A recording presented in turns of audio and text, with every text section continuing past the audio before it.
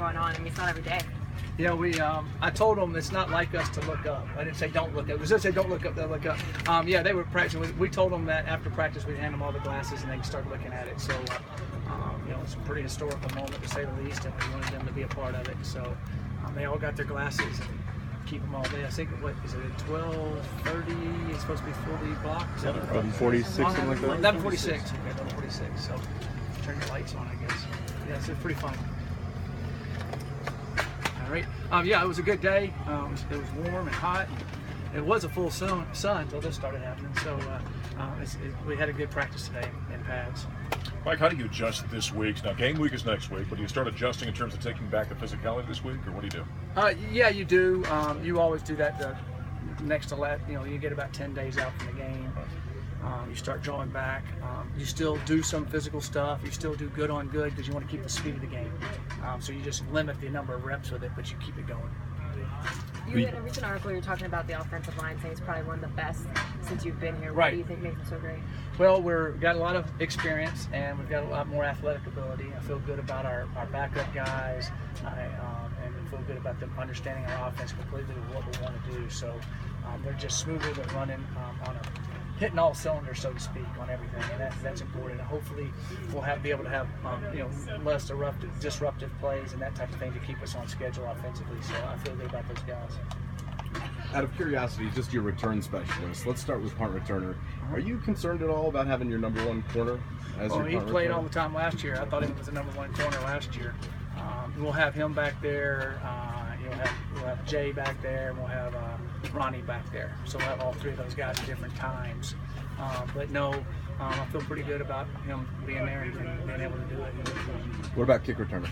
A kick returner, we're still looking at some guys, but most likely it's going to be Lee Walker, Ronnie Blackman, Katie Nixon, those guys.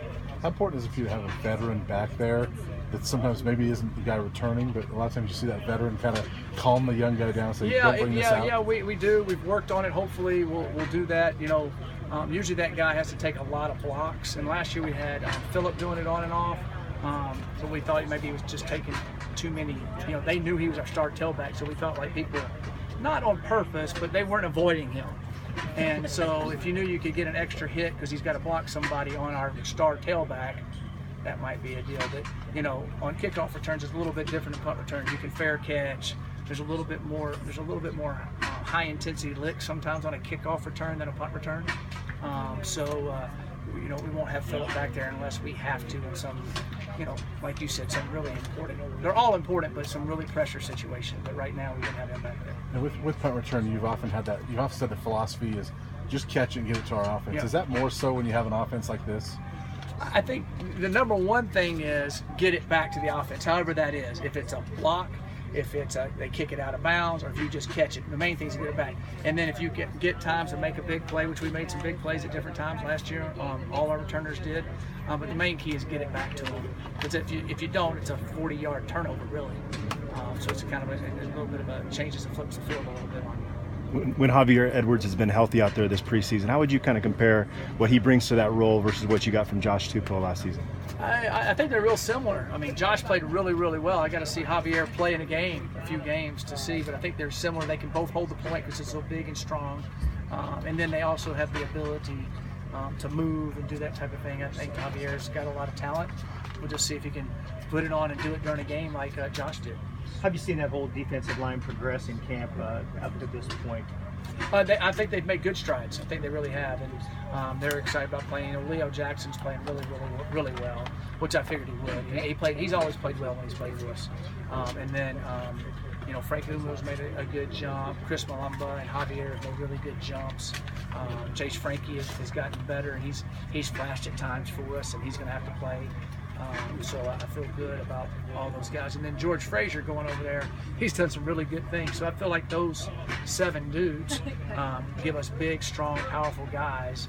And they've all played a little bit. And they've played junior college ball, or they've played here for us. And then some of them played quite a bit. So I think the experience factor there we'll be okay being able to rotate them in. Could this be more of a mix and match maybe than it was a year ago? It will be a depending little, on yeah, no, it situation? will be a little bit more mix and match. And honestly, the way we play, you'd like to be that way if you can, because they could wear down. But I feel good about them being able to throw different guys in there. Mike, was there any postscript from the scrimmage on Friday after you watched the tape? Anything stick out in your mind? I thought that again, our special teams, we did a lot of that live, and a lot of it, I thought it went well. I thought that went well. I thought it was a big jump from the last time we did that, the last scrimmage. So I thought that was good. And Montez had his best scrimmage. He was on. He looked good. That's Dylan Keeney with the back. Dylan is doing well, and matter of fact, they're did more and more with him last week, and then this week we're going to try to do more and more. And when school starts, hopefully get him back out there rolling full speed. So far he's progressing. If he doesn't have any setbacks, I know it's been discouraging for him. It's been discouraging for us because we thought he'd be ready to go, but it hasn't. But he told me on Friday he's felt better than he's felt in 4 or 5 months, so that's a good sign. He's trying to get some of those other injured guys back, like Javier. Yeah, we're starting to get Sam all those guys are getting back out. They were out back out there today, going after a little bit, so it's good.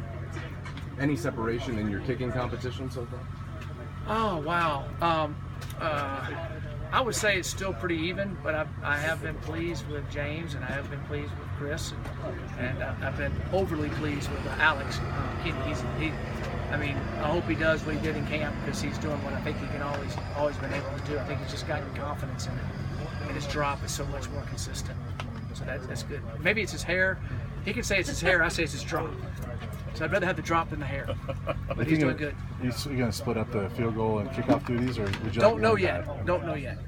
We did a kickoff contest Friday night in there.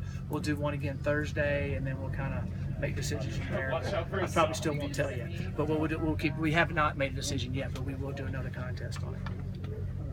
All right, thanks guys. I appreciate it. Don't look up.